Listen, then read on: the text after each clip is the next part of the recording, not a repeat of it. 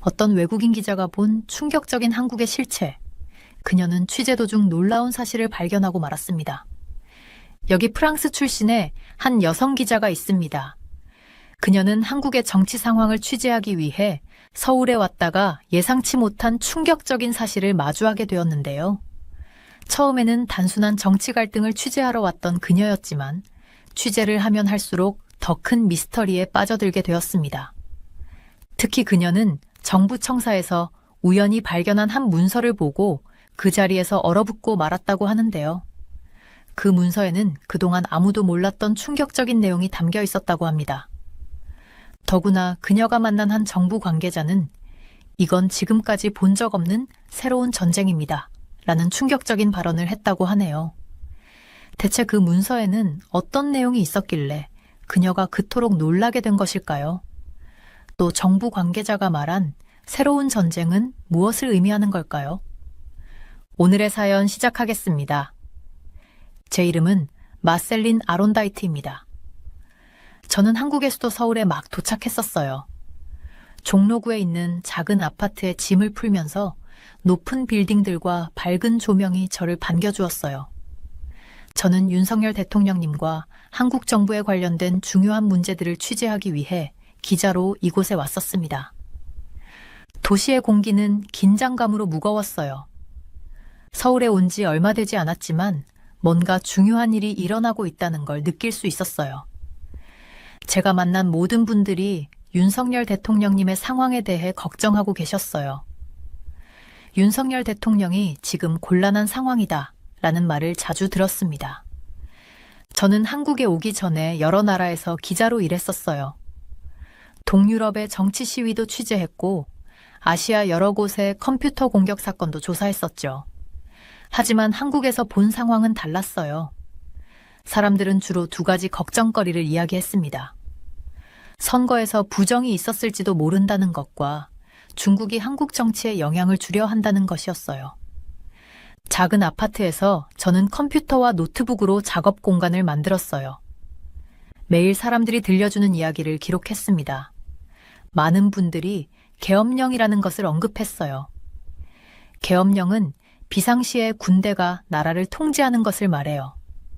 놀라웠던 점은 사람들이 윤석열 대통령님이 갑자기 계엄령을 선포할 것이라고 생각하지 않았다는 거예요. 대신에 필요한 경우를 대비해 신중하게 준비하고 있다고 믿었습니다. 조사를 하면서 저는 한국과 미국 사이의 중요한 협약에 대해 자주 들었어요. 이것은 한미상호방위조약 제3조라고 불렸습니다. 이 협약은 한 나라가 공격을 받으면 다른 나라가 도와주기로 한 것이에요. 흥미로운 점은 윤석열 대통령님의 정부가 이 협약을 새로운 형태의 공격, 즉 사이버 전쟁까지 포함하도록 했다는 거였어요. 사이버 전쟁은 컴퓨터와 인터넷을 이용한 공격을 의미합니다. 저는 정부에서 일하시는 분들과 많은 시간 대화를 나눴어요. 그분들은 사이버 공격이 전통적인 전쟁만큼 위험할 수 있다고 설명해 주셨어요. 만약 누군가가 컴퓨터를 이용해 한국의 선거에 개입한다면 그것은 나라에 대한 공격으로 여겨질 수 있다고 했습니다. 서울의 거리는 항상 붐볐지만 사람들이 이런 주제에 대해 이야기할 때는 목소리를 낮추는 것을 알 수 있었어요. 카페와 식당에서는 부정선거와 중국의 영향력에 대한 조용한 대화가 오갔습니다. 어떤 분들은 걱정했고 또 어떤 분들은 이런 걱정이 불필요하다고 생각했어요. 도시를 다니며 정보를 모으면서 저는 이 이야기가 한 명의 대통령이나 한 나라의 문제보다 더 크다는 것을 깨달았어요. 이것은 현대 전쟁이 어떻게 변화했는지에 관한 것이었습니다. 국가들은 이제 군인들만으로 싸우지 않아요. 컴퓨터와 인터넷을 통해서도 서로를 공격할 수 있게 되었죠. 이런 새로운 형태의 분쟁을 하이브리드 전쟁이라고 부르는데 한국의 많은 분들이 바로 이것을 걱정하고 계셨어요. 매일 저녁 아파트로 돌아와서 제 노트를 정리했습니다. 같은 단어들이 계속 등장했어요. 계엄령, 부정선거, 중국, 하이브리드 전쟁. 이것들이 제 조사에서 중요한 부분이 될 거라는 걸 알았어요. 더 많이 알아갈수록 왜 그렇게 많은 분들이 윤석열 대통령님의 상황을 걱정하시는지 이해할 수 있었습니다. 저는 더 깊이 파고들기로 했어요. 다음 단계는 중요한 법적 결정이 이루어지는 헌법재판소를 방문하는 것이었습니다. 그날 밤 서울의 반짝이는 불빛을 보며 잠자리에 들면서 이 복잡한 정치적 상황에서 어떤 비밀들을 더 발견하게 될지 궁금했어요. 창밖의 도시는 평화로워 보였지만 그 평온한 표면 아래에는 미래에 대한 불확실성이 있었습니다. 선거 개입의 증거가 나올까요? 계엄령이 필요하게 될까요? 이런 질문들이 앞으로의 제 조사를 이끌어갈 것 같았어요. 기자로서 저의 임무는 진실을 찾고 이 나라에서 실제로 무슨 일이 일어나고 있는지 사람들이 이해할 수 있도록 돕는 것이었습니다. 아침 해가 서울의 높은 건물들 사이로 살짝 비쳤던 그때 저는 헌법재판소로 향했어요. 저는 기자로서 많은 중요한 건물들을 방문했었는데 이곳은 뭔가 달랐어요. 대한민국 헌법재판소는 나라의 가장 큰 법적 결정들이 이루어지는 곳이었어요. 마치 헌법에 쓰여진 규칙들을 모든 법률이 잘 따르고 있는지 확인하는 최고 판사님 같았어요. 저는 마르셀린 아론다이트예요. 한국 정치에서 일어나는 이상한 일들을 이해하기 위해 서울에 왔었죠. 계단을 올라가면서 노트랑 펜을 챙겼어요. 오늘은 도시에 퍼지고 있는 특이한 소문들에 대한 답을 찾길 바랐습니다. 건물 안에서는 제 발자국 소리가 대리석 바닥에 울렸어요. 첫 번째로 눈에 띈 건 모든 것이 너무 조용하다는 거였어요. 어쩌면 너무 조용했을지도 모르겠네요. 저는 재판소가 직원들의 정보를 숨기고 있다는 얘기를 들었었어요. 특히 몇몇 연구원들의 이름이 재판소 웹사이트에서 삭제됐다고 했어요. 어떤 사람들은 이 직원들이 중국과 관련이 있을 거라고 생각했지만 아무도 그걸 증명하지는 못했어요. 저희는 여기서 개인정보 보호를 매우 중요하게 생각합니다. 라고 김 씨라는 재판소 관리자가 저와 이야기를 나누면서 말씀하셨어요. 그분은 자신의 성함을 다 알려주지 않으셨어요. 하지만 특정 직원들이나 그들의 배경에 대해서는 말씀드릴 수 없습니다. 저는 하루 종일 공문서들을 살펴보고 재판소 안팎의 사람들과 대화를 나눴어요. 제가 사라진 이름들에 대해 물어볼 때마다 모든 사람들이 긴장한 것 같았어요. 한 비서는 제가 그 얘기를 꺼내자마자 급히 화제를 바꿨고 다른 한 사람은 그냥 가버렸어요. 명예훼손 소송 얘기가 나왔을 때는 분위기가 더 어색해졌어요. 재판소가 거짓 정보를 퍼뜨린 사람들을 고소하겠다고 위협했다는 걸 알게 됐어요. 쉽게 말하면 직원들에 대한 소문을 퍼뜨리는 사람들을 법적으로 처벌하겠다는 거였죠. 재판소 구내식당에서 점심 식사를 하면서 주변 사람들을 지켜봤어요. 검은 법복을 입은 판사님들이 작은 목소리로 이야기하면서 지나가셨어요. 재판소 직원들은 서류 뭉치를 들고 급하게 지나다녔어요. 모든 사람들이 바빠 보였지만 또 뭔가 걱정이 있어 보였어요. 오후에는 더 흥미로운 발견들이 있었어요. 민주당 윤석열 대통령의 반대편 정당이에요. 이 몇 가지 규칙을 바꾸려고 한다는 걸 알게 됐어요. 그들은 자기 당의 사람들이 판사가 될 수 있게 하고 싶어 했어요. 이건 많은 사람들을 화나게 했죠. 왜냐하면 판사는 중립적이어야 하고 어떤 정당도 편들면 안 되기 때문이었어요. 근처 대학교에서 법을 가르치시는 이 교수님께서 이렇게 설명해 주셨어요. 축구 심판이 한 팀을 공개적으로 응원하는 것과 같아요. 그런 심판이 공정한 판정을 할 거라고 어떻게 믿을 수 있겠어요? 저는 또 하이브리드 전쟁이라는 말도 자주 들었어요. 이건 새로운 종류의 전쟁이에요. 탱크나 군인으로 싸우는 게 아니라 컴퓨터와 정보로 싸우는 거예요. 어떤 사람들은 중국이 이런 종류의 전쟁을 한국을 상대로 하고 있다고 믿었어요. 특히 선거 때요. 중국의 해커들이 투표 결과를 바꾸려고 했을 거라고 생각했어요. MBC 방송국에서는 이런 생각들이 그저 터무니없는 음모론이라고 했어요. 하지만 윤석열 대통령의 정부는 이것들이 진짜 위협이라고 주장했어요. 저는 노트에 이렇게 적었어요. 누가 진실을 말하고 있을까? 그리고 우리가 어떻게 알 수 있을까? 하루가 지나면서 재미있는 걸 발견했어요. 제가 사이버 공격이나 중국의 개입에 대해 물어볼 때마다 사람들은 마치 누군가가 듣고 있는 것처럼 자신의 휴대폰이나 컴퓨터를 흘깃거렸어요. 위협이 증명되지 않았더라도 두려움은 진짜처럼 느껴졌어요. 하루 일과가 끝날 무렵 저는 재판소 밖 벤치에 앉아서 제 노트를 정리했어요. 제가 확실히 알게 된 것들은 이래요. 헌법재판소가 몇몇 직원들의 이름을 웹사이트에서 지웠어요. 이에 대한 소문을 퍼뜨리는 사람들을 고소하겠다고 했어요.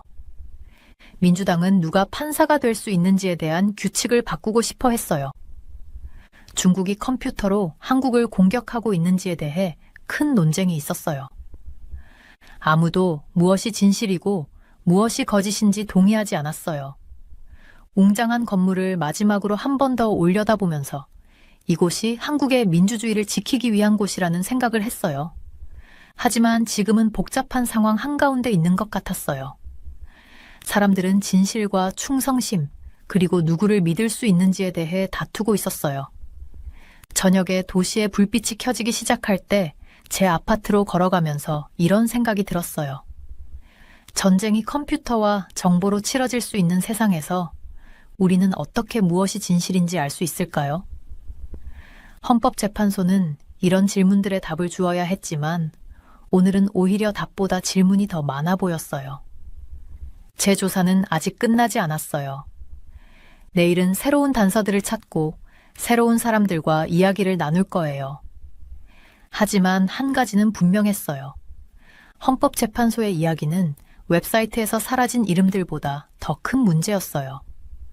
이건 신뢰와 진실, 그리고 가장 큰 위협이 보이지 않을 수도 있는 세상에서 어떻게 민주주의를 지킬 것인가에 대한 이야기였어요. 저는 저녁 추위를 피해 재킷을 여미고 집으로 향했어요. 제 노트북에는 아직도 답을 찾아야 할 질문들이 가득했죠. 헌법재판소의 미스터리는 내일도 계속될 거예요. 저는 광주행 버스에서 내렸어요. 이 도시는 민주화 운동을 강하게 지지했던 곳이었습니다. 전남대학교로 걸어가는 동안 아침 공기가 상쾌했어요. 저는 기자로서 많은 대학교를 방문했었는데 이번 방문은 뭔가 달랐어요. 대학 캠퍼스는 이른 시간인데도 놀랍게도 매우 붐볐어요. 학생들은 여러 무리로 나뉘어 최근 일들에 대해 진지하게 이야기를 나누고 있었어요. 저는 도처에서 탄핵이나 시국선언 같은 말들이 오가는 것을 들었어요. 이게 제 관심을 끌었던 이유는 광주는 보통 진보적인 정치 의견을 지지했었는데 이제는 다른 의견들이 들렸거든요. 저는 중앙도서관 근처 조용한 곳에서 관찰하고 메모를 했었어요. 건물에는 학생들이 시국선언이라고 부르는 큰 현수막이 걸려 있었어요. 이 선언문은 윤석열 대통령 탄핵에 반대하는 내용이었습니다. 이건 예상 밖이었어요. 전통적으로 이곳 학생들은 보수 대통령들을 반대했었거든요. 캠퍼스를 걸어다니면서 많은 포스터와 전단지를 봤어요. 일부는 부정선거에 대해 이야기했고 다른 것들은 중국의 위협을 언급했었어요. 하이브리드 전쟁이라는 말이 자주 보였어요. 이 용어는 적들이 전통적인 무기 대신 컴퓨터와 인터넷을 사용해서 한국을 공격한다는 뜻이었습니다. 그날 늦게 저는 조선대학교도 방문했어요. 분위기는 비슷했습니다. 학생들이 게시판 주변에 모여서 공지사항을 읽고 현재 상황을 토론하고 있었어요. 한 학생이 저에게 설명해 주길 외국이 컴퓨터 해킹을 통해 한국 선거에 영향을 미치려 한다는 점이 걱정된다고 했어요. 두 대학교 모두에서 사이버 공격에 대한 우려가 커지고 있다는 걸 알 수 있었어요. 많은 학생들이 외국이 컴퓨터 해킹으로 선거에 개입했다면 이는 한국의 독립을 위협하는 것이라고 생각했어요. 그들은 미국이 한국을 보호하는 데 도움을 주겠다는 한미 상호 방위조약 제3조에 대해 이야기했습니다. 제가 가장 놀란 점은 보수 정치에 반대하기로 유명했던 이 대학들이 이제는 윤석열 대통령을 지지하는 모습을 보인다는 거였어요. 일부 학생들은 대통령이 새로운 종류의 위협으로부터 민주주의를 보호하려 한다고 믿었어요. 그들은 컴퓨터를 통한 공격이 물리적 무기만큼이나 나라를 해칠 수 있다고 걱정했습니다. 저는 대학 식당에서 시간을 보내며 대화를 들었어요. 어떤 학생들은 이런 위협을 강하게 믿었고, 다른 학생들은 그저 지어낸 이야기라고 생각했어요. 전통적인 정치 용어들 사이에 디지털 전장이나 네트워크 보안 같은 말들이 섞여 있었어요. 이건 현대 전쟁이 어떻게 바뀌었는지 보여줬어요. 이제는 실제 전장 대신 컴퓨터를 통해서도 전쟁이 일어날 수 있다는 거였습니다. 가장 흥미로운 대화는 저녁 때 학생들이 스터디룸에 모였을 때 일어났어요. 그들은 나라를 보호하기 위해 윤석열 대통령의 강력한 조치가 필요한지에 대해 토론했어요. 일부는 한국이 새로운 종류의 공격에 대비해야 한다며 대통령을 지지했고, 다른 이들은 이런 위협 이야기가 더 많은 권력을 얻기 위한 구실일 수 있다고 걱정했습니다. 저는 학생들이 이런 주제들을 논할 때 얼마나 신중하게 말을 고르는지 눈여겨봤어요.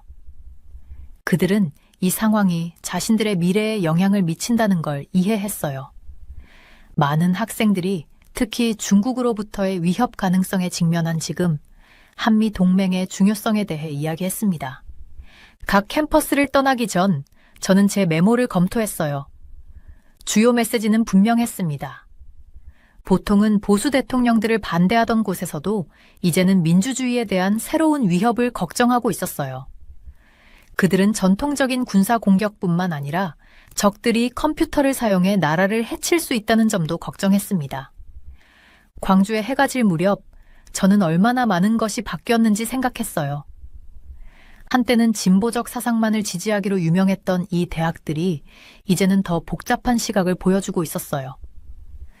학생들은 현대의 민주주의를 보호하는 것이 전통적인 전쟁뿐만 아니라 컴퓨터와 네트워크를 통한 공격도 감시해야 한다는 걸 이해했습니다. 캠퍼스 방문을 통해 배운 것들은 제가 더 큰 그림을 이해하는 데 도움이 됐어요. 한국은 보수와 진보라는 옛날 정치관념에 맞지 않는 새로운 도전에 직면해 있었어요.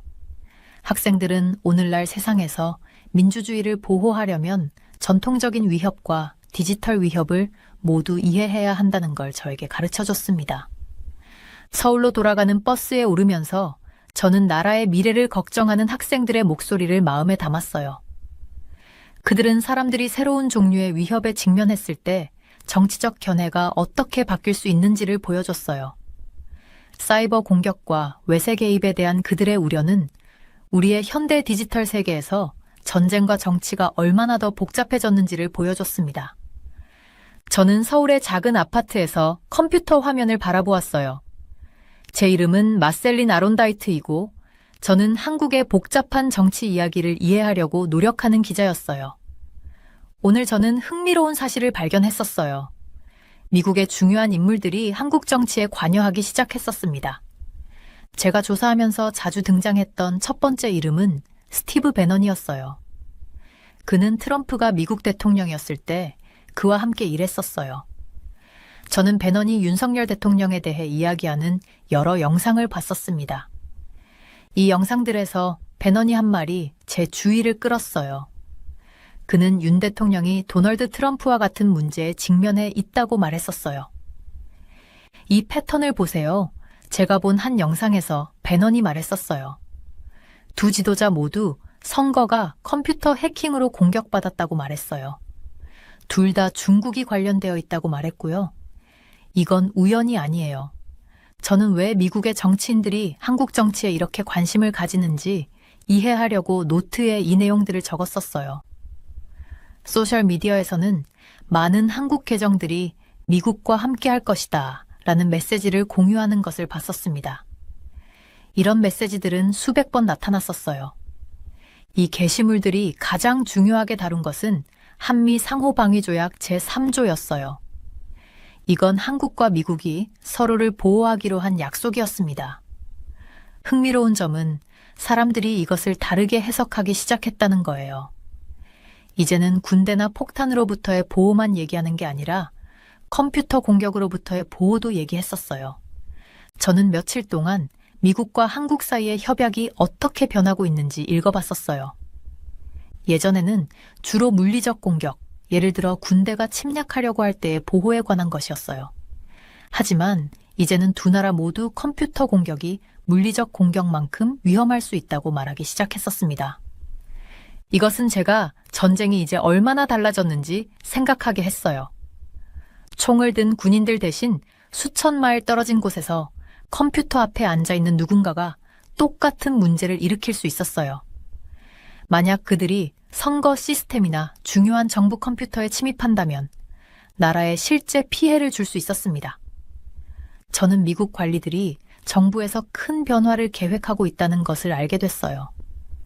그들은 많은 정부 직원들을 줄이고 군대의 일부 예산도 줄이고 싶어 했었어요. 하지만 동시에 중국으로부터의 보호에는 더 많은 돈을 쓰고 싶어 했었습니다. 이건 미국이 러시아보다 중국을 더 걱정하고 있다는 걸 보여줬어요. 어느 오후 저는 이해하기 쉽게 설명해주는 한 교수님을 인터뷰했었어요. 이렇게 생각해 보세요. 그가 말했어요. 누군가 당신의 집에 침입하면 경찰을 부르죠. 하지만 누군가 선거 중에 나라의 컴퓨터 시스템에 침입한다면 누구를 부르나요? 그래서 나라들이 사이버 공격에 대한 새로운 협약을 만들고 있어요. 저는 한국과 미국에서 일어나는 일들 사이의 연결고리를 계속 발견했었어요. 윤 대통령과 전 트럼프 대통령 모두 선거에 문제가 있었다고 말했었고, 둘 다 중국이 관련되어 있을 수 있다고 했었어요. 두 사람의 지지자들 모두 다른 나라들의 컴퓨터 공격을 매우 걱정했었습니다.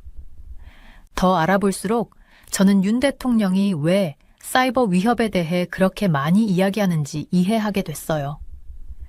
그는 일반적인 컴퓨터 문제만 걱정한 게 아니었어요. 다른 나라들이 컴퓨터를 사용해서 선거 결과를 바꾸거나 혼란을 일으키려고 할 수 있다는 걸 걱정했었습니다. 제가 이야기를 나눈 몇몇 사람들은 이 모든 게 그저 만들어진 것이라고 했어요. 실제로는 공격이 없었다고요. 다른 사람들은 이 위협이 진짜라고 완전히 확신했었어요. 이건 제가 미국에서 봤던 비슷한 논쟁들을 떠올리게 했었습니다. 정말 제 관심을 끈 것은 두 나라가 무엇을 공격으로 보는지에 대한 생각을 어떻게 바꾸고 있는가였어요. 미국과 한국 사이의 협약이 처음 만들어졌을 때는 아무도 스마트폰이나 인터넷을 가지고 있지 않았었어요. 이제 두 나라는 심각한 컴퓨터 공격이 무기를 사용한 공격만큼 나쁠 수 있다고 말하고 있었습니다. 저는 이것이 일반 사람들에게 어떤 영향을 미치는지 생각해 봤어요. 누군가가 선거를 해킹한다면 누가 대통령이 되는지가 바뀔 수 있었어요. 정부 컴퓨터를 해킹한다면 중요한 비밀을 훔치거나 혼란을 일으킬 수 있었습니다. 이건 컴퓨터 전문가들만의 문제가 아니라 모든 사람에게 영향을 줄 수 있는 문제였어요. 미국과의 연결에 대한 조사를 마칠 무렵 저는 3개의 노트를 정보로 가득 채웠었어요. 제가 배운 가장 중요한 것은 컴퓨터와 선거에 대한 문제들이 한 나라에서만 일어나는 게 아니라는 것이었어요. 이런 일들은 많은 곳에서 일어나고 있었고 나라들은 함께 이 문제들을 해결하려고 노력하고 있었습니다. 한국 정치에 대한 이야기로 시작했던 것이 훨씬 더 큰 이야기가 됐어요. 이건 나라들이 국경을 넘어오는 위협 대신 컴퓨터 화면을 통해 오는 가장 큰 위협들로부터 자신을 어떻게 보호하는지에 대한 이야기였어요. 위험이 달라졌기 때문에 보호와 방어에 대한 옛날 생각들도 바뀔 필요가 있었습니다. 서울의 거리에 가을바람이 휘휘 불었어요. 저는 정부 청사가 있는 곳으로 걸어갔었죠. 제 가방 속의 노트북이 무겁게 느껴졌어요. 사이버 공격과 국제법에 대한 몇 주간의 연구 내용이 가득 담겨 있었거든요. 저는 중요한 회의를 앞두고 있었어요. 2+2 외교 국방장관 회의 문서들을 검토해야 했었습니다. 그 회의는 10월 31일에 열렸었는데 저를 밤새 깨어있게 했던 질문들에 대한 답이 거기에 있을 거라고 생각했어요. 컴퓨터 공격이 어떻게 군사 공격과 같은 것으로 여겨질 수 있을까요? 언제 한국과 미국이 사이버 위협에 맞서 함께 싸우게 될까요? 저는 이런 것들을 명확하게 이해해야만 했었습니다. 건물 안은 따뜻했어요. 차가웠던 제 볼이 따끈따끈해졌죠. 책상에 앉아서 문서들을 쌓아놓고 보기 시작했어요. 가장 중요한 문서는 한국과 미국의 공동성명서였어요. 그걸 읽으면서 저는 눈이 커졌어요. 페이지에 적힌 내용이 큰 사실을 확인해 주었거든요. 두 나라가 사이버 공격을 실제 군사 공격만큼 심각하게 볼 수 있다는데 동의했다는 거였어요. 이건 누군가의 이메일이 해킹당하는 것 같은 일반적인 컴퓨터 문제가 아니었어요. 문서는 한 나라 전체를 해칠 수 있는 큰 공격에 대해 이야기했었죠. 예를 들어 외국 해커들이 한국의 선거 시스템을 망가뜨리려 한다면 그건 탱크나 비행기로 공격하는 것처럼 취급될 수 있다는 거예요. 이건 한미상호 방위조약 제3조에서 다루고 있었습니다. 저는 모든 세부사항을 정확하게 기록하려고 노트에 꼼꼼히 썼어요. 이게 제가 찾고 있던 빠진 조각이었어요. 윤석열 대통령과 그의 팀이 계속 하이브리드 전쟁에 대해 이야기했던 이유를 설명해 주는 거였죠. 이건 전통적인 무기 대신 컴퓨터와 인터넷을 사용하는 새로운 종류의 전쟁이에요. 그들은 외국이 사이버 공격을 통해 한국 민주주의를 방해하려 한다고 믿었던 거였습니다. 문서들을 더 깊이 살펴보면서 저는 더 많은 연관성을 발견했어요. 제가 조사하는 동안 들었던 모든 것들이 이제 이해가 됐어요. 선거 부정에 대한 걱정, 사이버 공격에 대한 우려, 계엄령에 대한 이야기까지요.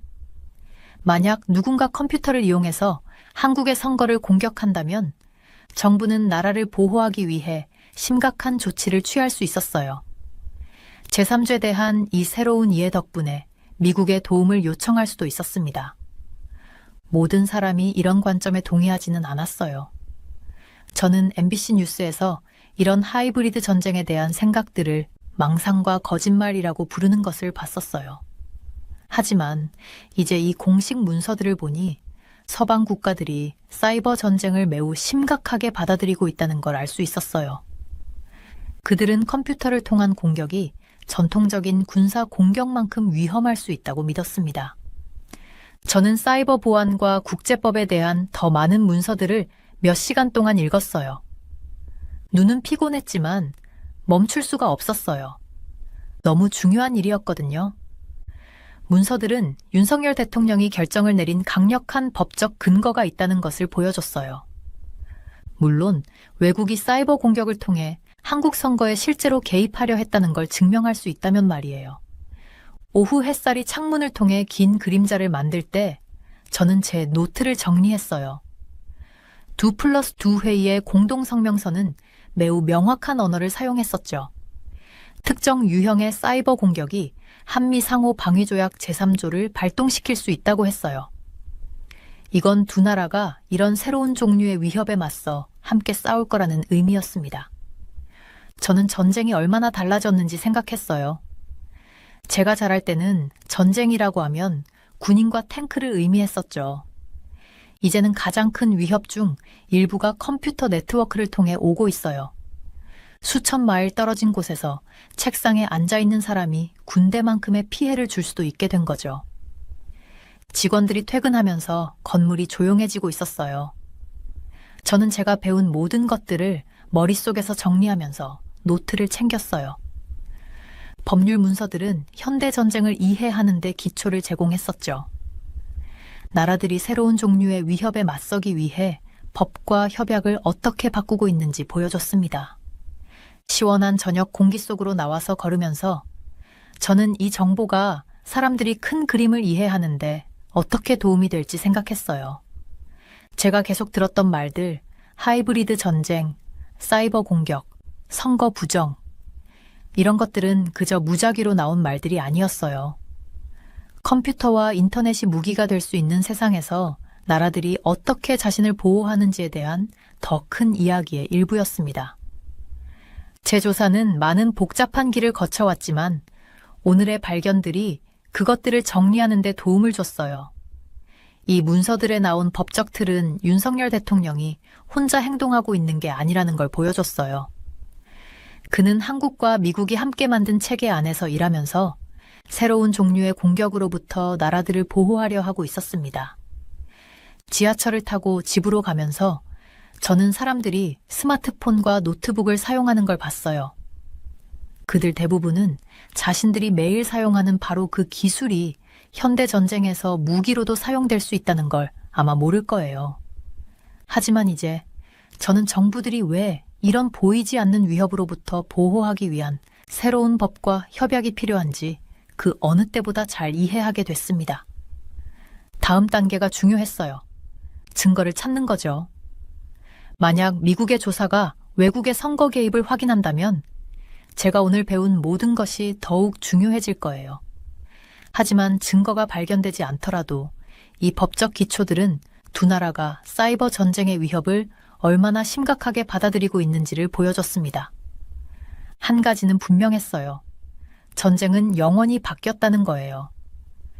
제가 오늘 공부한 법률 문서들은 나라들이 전통적인 전장이 아닌 컴퓨터 네트워크를 통해 싸워질 수 있는 미래를 준비하고 있다는 걸 증명했습니다. 저는 서울에서 여러 주를 보냈어요. 마침내 전체적인 그림을 이해했었습니다. 정치인들, 전문가들, 그리고 윤석열 대통령을 강하게 지지하는 분들과 수없이 많은 시간을 대화했어요. 이 이야기는 단순한 정치가 아니었어요. 컴퓨터와 인터넷이 무기로 사용될 수 있는 세상에서 민주주의를 보호하는 것이었습니다. 모든 사람들이 하이브리드 전쟁이라는 것에 대해 계속 이야기했어요. 이제는 적들이 탱크나 군인을 사용할 필요가 없다는 뜻이었습니다. 컴퓨터를 해킹하거나 인터넷에서 거짓 정보를 퍼뜨려서 나라를 공격할 수 있어요. 이것이 많은 한국 사람들을 두렵게 했었어요. 저는 윤석열 대통령이 왜 그렇게 어려운 상황에 처해 있는지 알게 됐어요. 어떤 사람들이 말하는 것처럼 대통령이 미친 듯이 행동한 게 아니었습니다. 대신에 최악의 상황에 대비하려고 했었어요. 외국이 컴퓨터를 사용해서 한국의 선거를 방해할 수 있는 상황이었습니다. 그래서 계엄령에 대한 이야기가 많았어요. 계엄령은 비상시에 군대가 질서를 유지하도록 돕는 것을 의미해요. 윤석열 대통령 팀은 미국과의 방위조약 제3조 때문에 이것이 허용될 수 있다고 했었습니다. 다른 나라에서 온 관찰자로서 저는 사람들이 얼마나 분열되어 가는지 걱정됐어요. 어떤 사람들은 탄핵으로 대통령을 물러나게 하고 싶어 했습니다. 다른 사람들은 부정선거가 있었다고 믿었어요. 심지어 헌법재판소나 MBC 같은 큰 방송국도 이런 논쟁의 한가운데 있었습니다. 각 진영은 서로를 거짓말쟁이나 음모론자라고 비난했었어요. 미국 사람들이 관여하면서 상황은 더 복잡해졌어요. 스티브 배넌과 도널드 트럼프가 윤석열 대통령 편을 들었습니다. 그들은 이것이 전 세계에서 벌어지고 있는 더 큰 싸움의 일부라고 했어요. 누가 권력을 가져야 하고 나라를 어떻게 운영해야 하는지에 대한 싸움이었습니다. 서울을 떠나기 전에 저는 마지막 보고서를 썼어요. 모든 것이 하나의 큰 질문에 달려있다는 것을 깨달았습니다. 중국이 정말로 한국의 선거를 해킹하거나 방해하려 했다는 증거가 있을까요? 만약 미국의 조사에서 증거를 찾는다면 윤석열 대통령이 한 모든 일이 이해될 수 있었어요. 사이버 공격에 3조를 적용하고 특별 비상조치를 준비한 것까지 모두요. 하지만 증거를 찾지 못한다면 더 많은 사람들이 정부를 믿지 않게 될 수 있고 논쟁은 더 심해질 수 있었습니다. 하지만 이런 모든 문제 속에서도 저는 희망적인 이유들을 찾았어요. 대학생들이 이런 문제들을 두려움 없이 토론하는 것을 봤습니다. 일반 시민들이 이런 불확실한 상황 속에서도 강하게 버티는 것을 봤어요. 그리고 한국과 미국이 친구이자 동맹으로 함께 서 있는 것을 봤었습니다. 이 모든 일이 어떻게 끝날지는 모르겠어요. 하지만 한 가지는 확실히 알게 됐습니다. 만약 우리가 정말로 새로운 종류의 전쟁이 하이브리드 전쟁을 싸우고 있다면 우리는 진실과 공정한 조사로 싸워야 해요. 우리는 두려움이나 분노가 우리의 결정을 이끌도록 해서는 안 됩니다. 제가 배운 모든 것을 돌아보면서 이 모든 조각들이 어떻게 맞춰지는지 봤어요. 윤석열 대통령, 계엄령, 부정선거 주장, 미국과의 조약, 중국의 개입 가능성, 헌법재판소 논쟁, 그리고 하이브리드 전쟁까지. 각각의 조각은 한국이 현대의 위협들에 어떻게 대처하는지 보여주는 복잡한 퍼즐의 한 부분이었습니다. 서울을 떠날 준비를 하면서 저는 이 이야기가 우리에게 중요한 것을 보여준다고 생각했어요. 이제는 총을 든 군인이 없어도 나라를 공격할 수 있습니다. 오늘날의 세상에서는 컴퓨터 앞에 앉아 있는 사람이 똑같이 위험할 수 있어요. 그래서 정부뿐만 아니라 모든 사람이 이런 새로운 위협들을 이해하는 것이 매우 중요합니다. 하지만 가장 중요한 것은 진실을 찾는 것이 사람들이 반복해서 하는 말을 듣는 것만이 아니라는 걸 배웠어요. 그것은 조심스럽게 증거를 찾고 답이 우리를 두렵게 할 수 있더라도 어려운 질문을 할 용기를 갖는 것입니다. 저는 사무실에서 컴퓨터 화면을 보면서 읽은 내용 때문에 걱정이 됐었어요.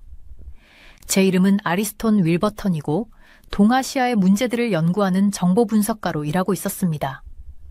제 일은 사람들의 안전을 지키는 데 도움이 될 만한 정보를 찾는 것이었어요. 아침 햇살이 제 창문으로 비치고 있을 때 저는 한국의 수도 서울의 뉴스를 살펴보고 있었어요. 한 헤드라인을 보고 화면 앞으로 더 가까이 다가갔었죠. 중국에서 오는 나쁜 공기 때문에 매년 3만에서 4만 명의 한국 사람들이 일찍 죽는다는 내용이었어요. 그 많은 사람들을 생각하니 제 마음이 무거워졌었습니다. 저는 이 분야에서 오랫동안 일해왔지만 이런 숫자를 보면 아직도 충격을 받았어요. 파란색 노트를 꺼내서 제가 발견한 중요한 내용들을 적기 시작했었죠. 한국에서 미세먼지라고 부르는 나쁜 공기가 중국의 공장들에서 바다를 건너왔었어요. 보이지 않는 구름처럼 사람들을 아프게 만드는 거였죠. 이 문제에 대해 읽고 있을 때 또 다른 이상한 점을 발견했었어요. 민주당이라는 정당을 이끄는 이재명이라는 분이 계속 이상한 말을 하고 있었거든요. 우리는 원래 중도보수 정당입니다. 라고 자주 말씀하셨었어요. 이건 정말 이상했죠. 그 정당은 보통 다른 신념을 가지고 있었거든요. 마치 고양이한테 너는 사실 강아지라고 말하는 것처럼 이해가 안 됐었습니다. 동아시아 지도를 꺼내서 중국과 한국 사이의 공간을 살펴봤어요. 이 거리를 건너오는 황사는 그냥 먼지가 아니었어요. 사람들의 폐를 해칠 수 있는 위험한 화학물질이 가득했었죠. 제 손가락으로 그 경로를 따라가면서 이게 단순한 오염 문제 이상일 수 있다고 생각했었어요. 그러다가 여러 보고서에서 하이브리드 전쟁이라는 다른 단어를 보기 시작했어요. 이건 일반적인 전쟁을 하지 않고도 다른 나라를 해치는 여러 가지 방법을 의미했었죠. 때로는 컴퓨터를 통해서, 때로는 경제적 문제를 통해서, 때로는 다른 교묘한 방법으로 이루어졌었어요. 혹시 대기오염도 더 큰 계획의 일부가 아닐까 걱정됐었습니다. 지도와 컴퓨터로 둘러싸인 좁은 사무실에서 저는 거대한 퍼즐을 맞추는 것 같았어요. 모든 정보가 중요했었죠. 중국에서 오는 나쁜 공기, 정치인들이 하는 이상한 말들, 그리고 TV에서 방송되는 비밀 메시지에 대한 소문까지. 이 모든 것들이 연결될 수 있다고 생각하면서 꼼꼼히 기록했었어요. 보고서를 더 깊이 파고들수록 더 걱정이 됐었습니다. 이건 단순히 나쁜 공기 문제가 아니었어요. 처음에는 눈에 잘 안 보이는 더 크고 위험한 무언가의 징조를 발견하고 있었거든요. 제 책상 위에 쌓인 서류들을 봤어요. 중요한 공장의 화재에 대한 보고서, TV의 이상한 숫자 방송, 그리고 점점 악화되는 것 같은 정치적 싸움에 대한 보고서들이 있었죠. 모든 게 어떻게든 연결되어 있었지만 정확히 어떻게 연결되는지 알아내야 했었어요.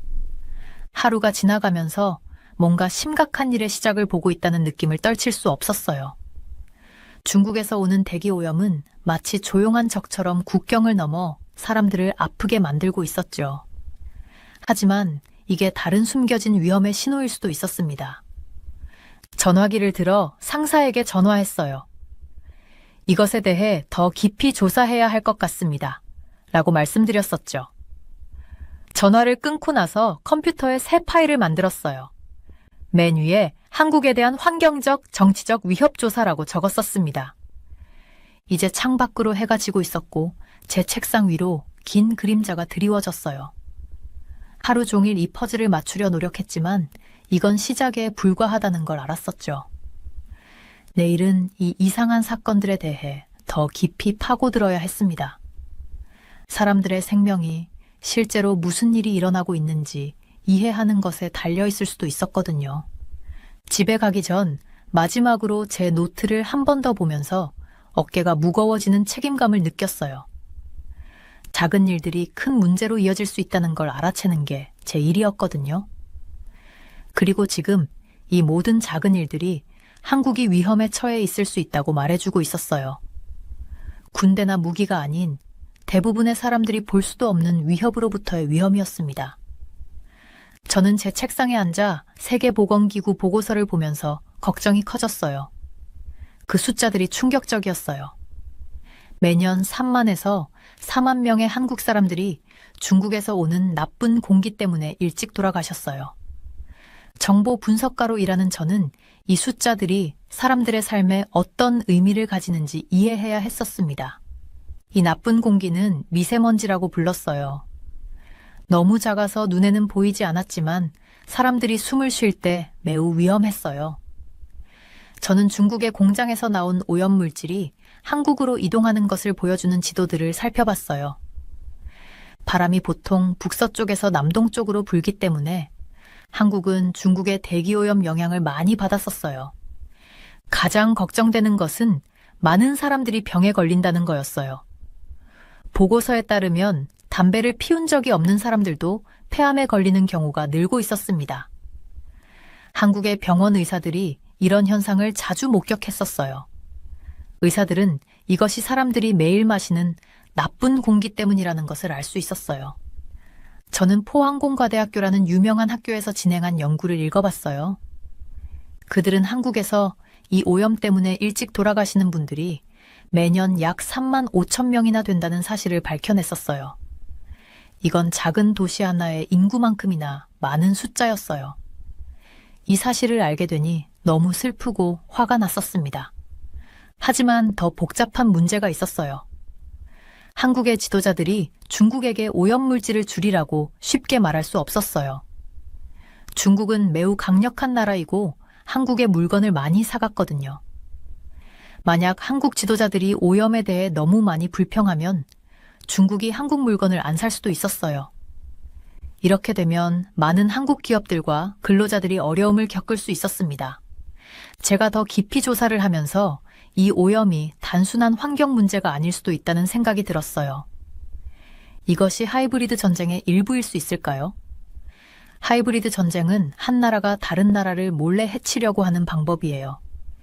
군인이나 무기를 쓰지 않고도 할 수 있어요.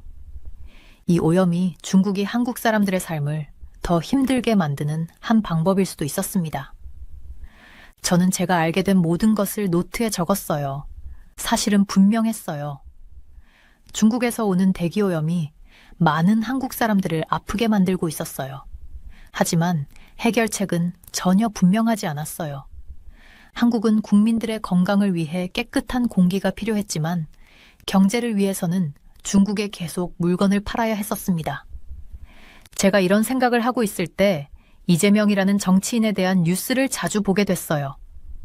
그는 자신의 정당이 중도 보수라고 계속 말했는데 이것은 많은 사람들에게 이상하게 들렸어요. 하지만 대기오염으로 돌아가시는 수천 명의 사람들에 비하면 이런 정치적인 이야기는 덜 중요해 보였어요. 그래도 저는 이 두 가지 다른 이야기, 오염 문제와 정치적 변화가 제가 아직 이해하지 못하는 방식으로 연결되어 있을 수도 있다고 느꼈습니다. 저는 사무실 창문 밖 하늘을 바라봤어요. 어떤 날은 맑고 파란 하늘이었지만 다른 날들은 오염으로 회색이었어요. 그런 회색빛 날들에는 사람들이 위험한 미세먼지를 마시고 있다는 걸 알았어요. 부모님들은 나쁜 공기가 있는 날에는 아이들을 실내에 있게 했어요. 노인분들과 아픈 분들은 더 조심해야 했었습니다. 이 오염은 사람들의 일상생활을 바꾸고 있었어요. 이 지역의 문제들을 여러 해 동안 연구해온 저였지만 이런 것은 처음 봤어요. 이건 빨리 고칠 수 있는 보통의 환경 문제가 아니었어요. 투표나 새로운 법을 만들어서 해결할 수 있는 보통의 정치 문제도 아니었어요. 이건 둘 다의 특징을 가진 문제였고 수백만 명의 사람들에게 영향을 미치고 있었습니다. 정보 분석가로서 저의 일은 패턴을 찾고 그것이 무엇을 의미하는지 이해하는 거예요. 여기서의 패턴은 분명했어요. 중국의 공장들이 너무 많은 오염물질을 만들고 바람이 그것을 한국으로 운반하고 한국 사람들이 아프게 되는 거였어요. 하지만 패턴을 이해하는 것만으로는 충분하지 않았어요. 더 많은 사람들이 아프기 전에 누군가 이 문제를 해결할 방법을 찾아야 했었습니다. 저는 세계보건기구 보고서를 덮고 제가 배운 모든 것에 대해 제 보고서를 쓰기 시작했어요. 아마도 더 많은 사람들이 이 문제가 얼마나 심각한지 이해하게 되면 해결책을 찾기 위해 더 열심히 노력할 것 같았어요. 수백만 명의 건강이 여기에 달려 있었거든요. 저는 제 책상에 앉아 한국 관련 뉴스 기사들을 보고 있었는데 특이한 게 눈에 띄었어요. MBC 방송에서 무안공항 비행기 사고를 보도하는 동안 시청자들이 화면에서 이상한 걸 발견했었어요. 화면에 수상한 숫자들이 나타났던 거예요. 사람들은 이것을 난수방송이라고 불렀어요. 한국의 중요한 사건들을 연구하는 저로서는 이게 바로 관심이 갔었죠. 제 이름은 아리스톤 윌버튼이고 저는 정보 분석가로 일하고 있어요. 이건 제가 뉴스와 사건들 속에서 패턴을 찾아 여러 나라에서 실제로 무슨 일이 일어나고 있는지 이해하는 일을 한다는 뜻이었어요. 이 난수방송은 일반적인 TV 내용과는 달랐어요. 냉전 시대에 스파이들이 비밀 메시지를 보내던 방식이 떠올랐었죠. 더 흥미로웠던 건 화면에 나타난 이상한 숫자와 코드들 중에 고려아연이란 말이 있었다는 거예요. 이곳은 군사용 배터리의 재료를 만드는 한국의 중요한 공장이었어요. 처음에는 중요해 보이지 않았을 수도 있지만 그 후에 일어난 일들 때문에 저는 걱정이 되었습니다. 방송 직후에 고려아연 공장에서 화재가 발생하기 시작했어요. 화재 한 번은 사고일 수 있지만 여러 번의 화재가 잇따라 일어났어요. 이건 정상적이지 않았죠.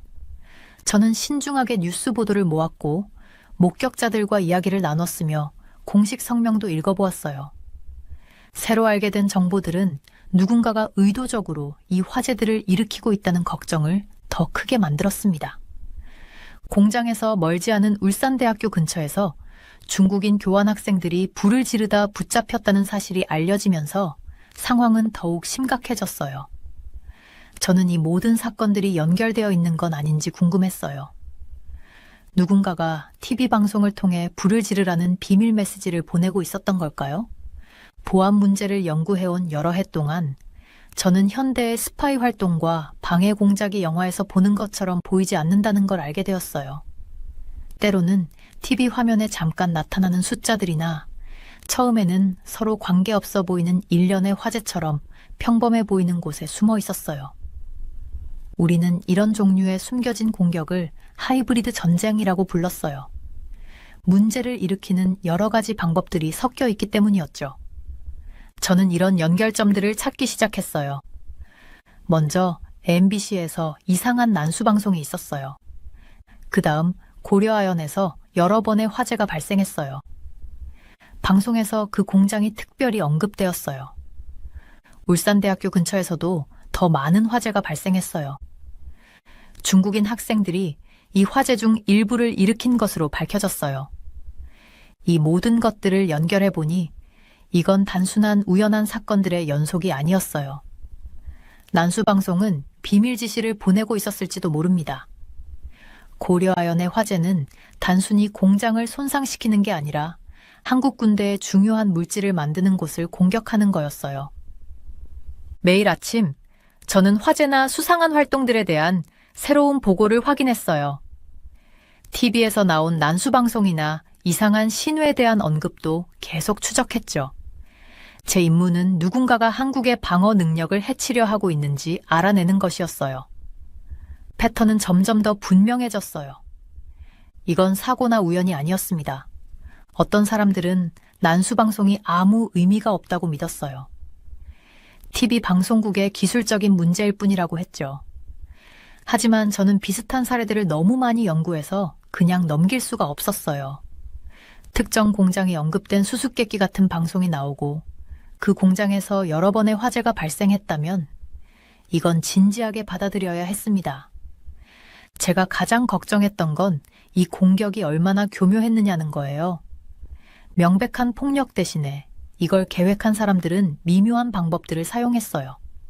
TV에 숨겨진 메시지, 잘 계획된 화재, 그리고 일반 학생들 속에 섞여들 수 있는 사람들이었죠. 그들은 티나지 않게 한국의 군사적 준비를 손상시키려 했던 겁니다. 조사를 마치면서 저는 한 가지는 확실히 알게 되었어요. 한국은 새로운 종류의 위협에 직면해 있다는 거였죠. 그건 군대나 미사일이 아니라 숨겨진 메시지와 비밀 파괴 공작이었어요. 이제 제 임무는 사람들이 무슨 일이 일어나고 있는지 이해하고 더 잘 방어할 수 있도록 돕는 거였습니다. 난수방송은 처음에는 작은 일처럼 보였을 수 있지만 현대의 공격이 일상적인 곳에 심지어 일반 TV 프로그램에도 숨어 있을 수 있다는 걸 보여줬어요. 그날 마지막 기록을 쓰면서 저는 우리가 이런 이상한 패턴들에 대해 더 주의를 기울여야 한다는 걸 알았어요. 때로는 가장 큰 위험이 전혀 위험해 보이지 않을 수도 있으니까요. 오늘 저는 제 책상에 앉아서 이재명 씨와 민주당에 관한 뉴스를 봤었어요. 한국 정치에서 이상한 일이 일어나고 있었고 저는 이것을 이해해야만 했었죠. 아시아를 연구하는 정보 요원으로서 복잡한 상황을 이해하는 것이 제 일이었습니다. 저는 아침 커피를 들고 컴퓨터를 켜서 최신 보고서를 읽었어요. 민주당 대표인 이재명 씨가 많은 사람들을 혼란스럽게 하는 말을 계속했었죠. 그는 우리는 원래 중도보수 정당입니다. 라고 모든 사람들에게 말했었어요. 이것은 이상했어요. 왜냐하면 민주당은 항상 진보적인 생각을 지지하는 것으로 알려져 있었거든요. 제가 이메일과 뉴스 업데이트를 읽는 동안 민주당의 다른 중요한 당원들이 이재명 씨가 하는 말에 대해 불만을 가지고 있다는 것을 알았어요. 김부겸 씨와 김경수 씨, 이 두 고위 당원들이 자기들의 지도자를 공개적으로 비판했었죠. 그들은 이재명 씨가 당의 이미지를 바꾸려는 것에 동의하지 않았었어요. 저는 이재명 씨가 왜 이렇게 하는지 이해하려고 노력하면서 자세히 기록했었어요. 제가 알아낸 바로는 그는 심각한 법적 문제에 직면해 있었습니다. 한국 신문들은 이것을 사법 리스크라고 불렀어요. 저는 이것에 대해 한참 생각했고 이재명 씨가 더 많은 사람들의 지지를 얻으려고 하는 것 같았어요. 그의 평소 지지자들 뿐만 아니라 보통은 그의 당에 투표하지 않을 사람들의 지지도 얻으려고 했었죠.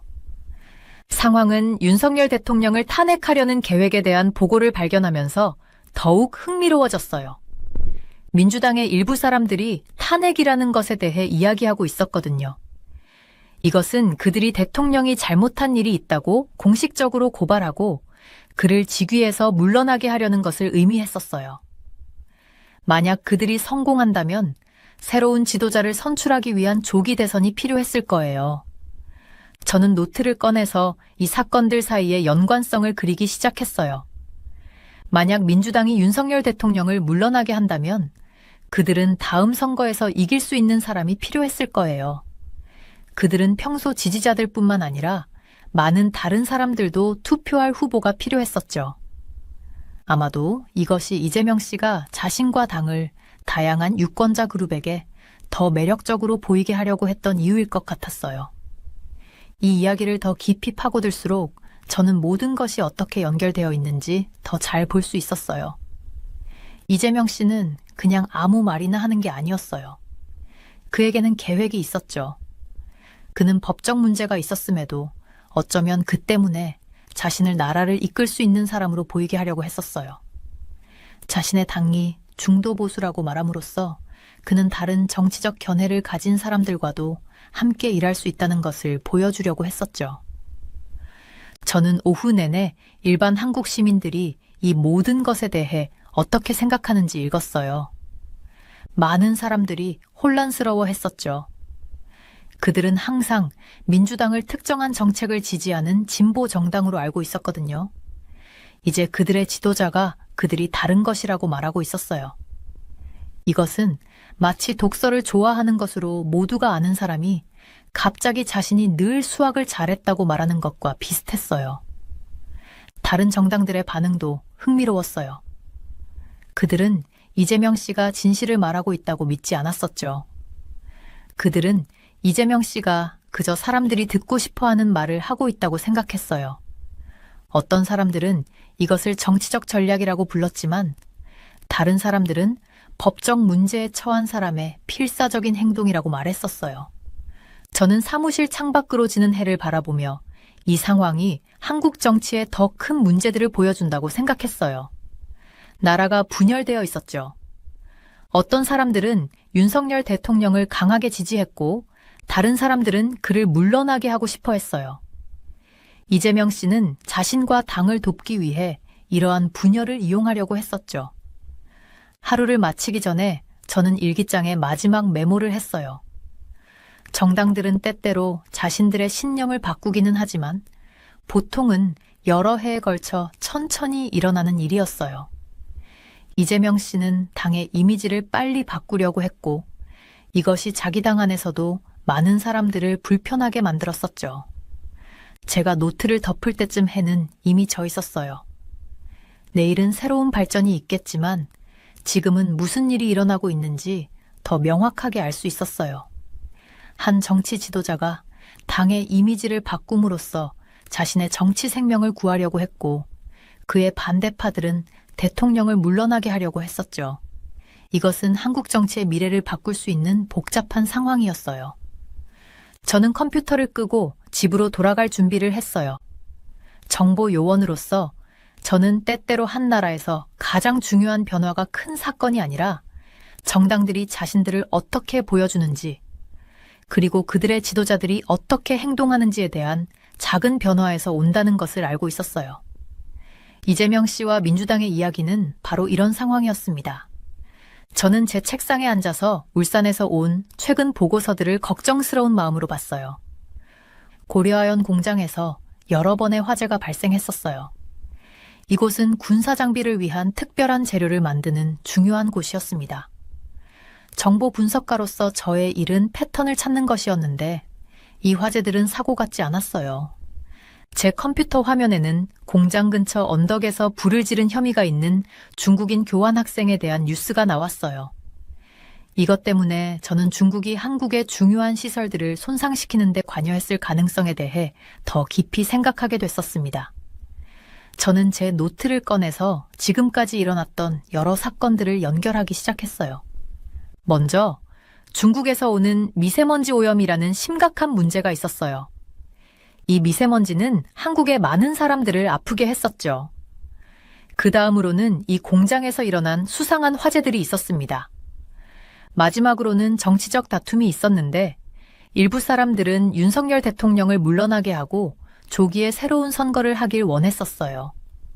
이 모든 것들을 함께 보니 여러 가지 방법으로 문제를 일으키려는 치밀한 계획처럼 보였습니다.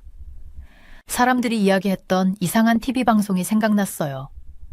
무안공항 비행기 사고 뉴스를 보도하는 동안 MBC에서 나온 난수방송이었죠. 제 주의를 끈 것은 그 방송에서 고려아연을 직접 언급했다는 점이었어요. 이제 화재가 난 후에 보니 이것은 매우 중요해 보였습니다. 누군가 어디에 불을 지를지에 대한 비밀 메시지를 보냈을까요? 이런 상황들을 여러 해 동안 연구한 경험을 바탕으로 저는 누군가가 한국을 해치려는 3가지 주요 방법을 볼 수 있었어요. 첫째, 고려아연 같은 중요한 공장들을 손상시켜서 한국의 군사장비 제조 능력을 약화시킬 수 있었습니다. 둘째, 중국에서 오는 대기오염은 이미 많은 사람들을 아프게 하고 있었는데 이는 다른 형태의 공격이었어요. 셋째, 모든 정치적 논쟁과 대통령 퇴진 이야기는 정부가 제대로 일하기 어렵게 만들었었죠. 더 많은 보고서들을 살펴보면서 저는 이 문제들이 어떻게 서로 연결되어 있는지 알게 됐어요. 고려아연의 화재는 단순히 건물을 파괴하는 것이 아니었습니다. 군사용 배터리를 위한 특수 재료를 만드는 공장을 손상시키는 것이었어요. 이런 곳은 어느 나라든 보호하고 싶어 할 만한 시설이었죠. 저는 컴퓨터로 울산 지도를 펼쳐서 각각의 화재가 일어났던 곳을 표시했어요. 그 패턴은 무작위가 아니었습니다. 각각의 화재는 공장의 중요한 부분들을 겨냥한 것 같았어요. 이것 때문에 저는 누군가가 이 화재들을 신중하게 계획했다는 확신이 더욱 커졌었죠. 제가 가장 걱정했던 것은 이 모든 다른 문제들, 화재, 오염, 그리고 정치적 다툼이 더 큰 무언가의 일부처럼 보인다는 점이었어요. 제1에서는 이것을 하이브리드 전쟁이라고 부릅니다. 이는 누군가가 군인과 무기만이 아닌 여러 가지 다른 방법으로 한 나라를 해치려고 할 때를 말해요. 저는 제 관찰 내용을 보고서에 썼는데 각각의 조각들이 어떻게 맞춰질 수 있는지 조심스럽게 설명했습니다. 고려아연을 언급했던 수수께끼 같은 난수방송, 그리고 그 뒤에 실제로 그곳에서 일어난 화재는 무시하기에는 너무 구체적이었어요. 누군가 명백하지 않은 방법으로 어디서 문제를 일으켜야 하는지 알려주고 있었을지도 모릅니다. 사무실 창문 너머로 지는 해를 보면서 저는 현대의 위협들이 얼마나 복잡해졌는지 생각했어요. 예전처럼 누가 적인지 쉽게 알 수 있는 때가 아니었습니다. 이제는 공격이 여러 형태로 올 수 있었어요. 우리가 숨쉬는 공기를 통해서 중요한 공장들을 손상시키면서 그리고 정치적 혼란을 만들어내면서요. 그날의 메모를 마무리하면서 저는 이 모든 별개의 문제들이 실제로 어떻게 연결되어 있을지 생각하지 않을 수 없었어요. 고려아연의 화재는 단지 한 공장의 문제가 아니었습니다. 중국발 오염, 수수께끼 같은 방송들, 그리고 정치적 불확실성을 포함하는 더 큰 그림의 일부였어요. 이러한 연결고리들을 이해하는 것이 한국을 이런 다양한 위협들로부터 보호하는 첫걸음이었습니다. 저는 노트를 닫고 내일을 준비하기 시작했어요. 읽어야 할 보고서들이 더 있을 것이고, 찾아야 할 패턴들이 더 있을 것이며, 이해해야 할 연결고리들이 더 있을 것이었습니다. 이것은 누군가가 이런 다양한 문제들을 어떻게 한국을 약화시키는 데 사용하려 하는지 이해하는 시작일 뿐이었어요. 저의 임무는 계속 지켜보고, 계속 분석하고, 다른 사람들이 너무 늦기 전에 이러한 연결고리들을 볼 수 있도록 돕는 것이었습니다. 저는 책상에 앉아서 펼쳐진 모든 서류와 보고서들을 봤어요. 몇 주간의 조사 끝에 마침내 모든 것이 어떻게 연결되어 있는지 알 수 있었어요. 정보 분석가로서 저의 일은 패턴을 찾고 그것이 무엇을 의미하는지 이해하는 것이었습니다. 오늘 모든 조각들이 거대한 퍼즐처럼 하나로 맞춰졌어요. 제가 본 가장 큰 문제는 중국에서 오는 대기오염이었어요. 매년 3만에서 4만 명의 한국 사람들이 이 더러운 공기 때문에 일찍 돌아가셨어요. 저는 서울 건물들 위에 떠 있는 회색 스모그를 보여주는 사진을 집어들었어요. 이건 그저 나쁜 날씨가 아니었어요. 그곳에 사는 모든 사람들에게 심각한 위험이었습니다. 제 노트북에는 동시에 일어나고 있는 이상한 일들을 적어두었어요. 울산시에 있는 중요한 공장인 고려아연에서 화재가 발생했었어요. 이건 보통 사고가 아니었어요. 누군가가 일부러 이 화재들을 일으켰었어요. 더 걱정스러운 것은 근처 언덕에서 화재를 일으키려다 잡힌 중국 유학생이 있었다는 거예요. 정치적 상황도 도움이 되지 않았어요. 민주당의 대표인 이재명 씨는 계속해서 모든 사람을 혼란스럽게 하는 말을 했었어요. 그는 자신의 단기, 원래 중도 보수라고 주장했는데 모두가 그렇지 않다는 것을 알고 있었습니다. 마치 고양이가 항상 강아지였다고 말하는 것 같았어요. 저는 그가 법적 문제에 처해 있어서 더 많은 사람들의 호감을 얻으려고 하는 건 아닌지 궁금했어요. 어떤 사람들은 윤석열 대통령을 탄핵하는 것에 대해서도 이야기했었어요. 만약 그런 일이 일어난다면 계획보다 훨씬 일찍 새로운 선거를 해야 할 것이었어요. 이 모든 것이 나라를 불안정하게 만들고 있었는데 이것이 바로 누군가가 원하는 것일 수도 있었습니다. 가장 수수께끼 같은 부분은 비행기 사고에 대한 뉴스 보도 중에 나타난 난수방송이라는 것이었어요. 그 방송에서는 고려아연을 언급했었는데 바로 나중에 화재가 일어난 그 공장이었어요. 이것을 보고 저는 누군가가 어디서 문제를 일으켜야 하는지 비밀 메시지를 보내고 있다고 생각했습니다.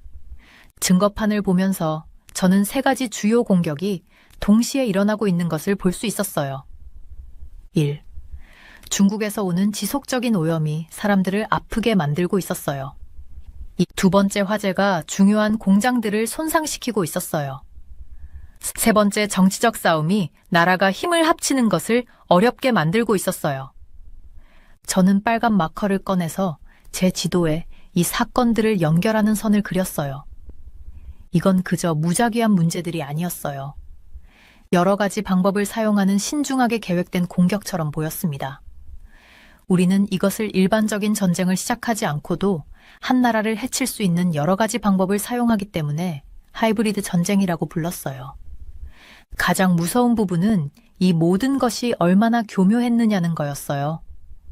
총을 든 군인들을 보내는 대신 누군가가 오염, 화재, 그리고 정치적 혼란을 이용해서 문제를 일으키고 있었어요.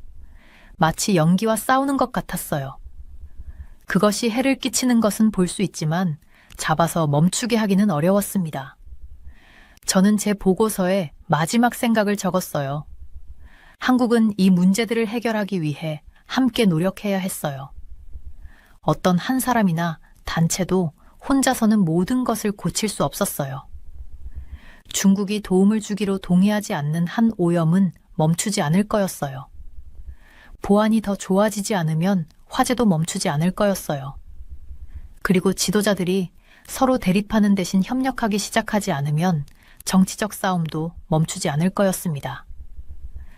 그날 저녁 노트북을 닫으면서 저는 이런 어려움들을 겪고 있는 한국의 평범한 사람들에 대해 생각했어요. 그들은 매일 위험한 공기를 마시고 공장이 손상되면 일자리를 잃을까봐 걱정하고 다투는 정치인들 때문에 좌절하고 있었어요. 그들은 실제로 무슨 일이 일어나고 있는지 알 권리가 있었습니다. 저는 사무실 불을 끄고 아래 도시를 내려다보았어요. 내일 저는 제가 발견한 것들을 한국을 보호하는 데 도움을 줄 수 있는 사람들과 공유할 거예요. 하지만 지금은 이러한 문제들을 이해하는 것이 그것들을 해결하는 첫 번째 단계가 되기를 바랐습니다. 모든 징후가 거기에 있었어요. 회색 하늘에, 불탄 공장들에, 그리고 화난 헤드라인들에. 누군가가 새로운 종류의 전쟁으로 한국을 공격하고 있었어요. 군인들과 탱크가 아닌 오염과 화재와 혼란으로요. 저의 일은 사람들이 너무 늦기 전에 이것을 볼 수 있도록 돕는 것이었습니다.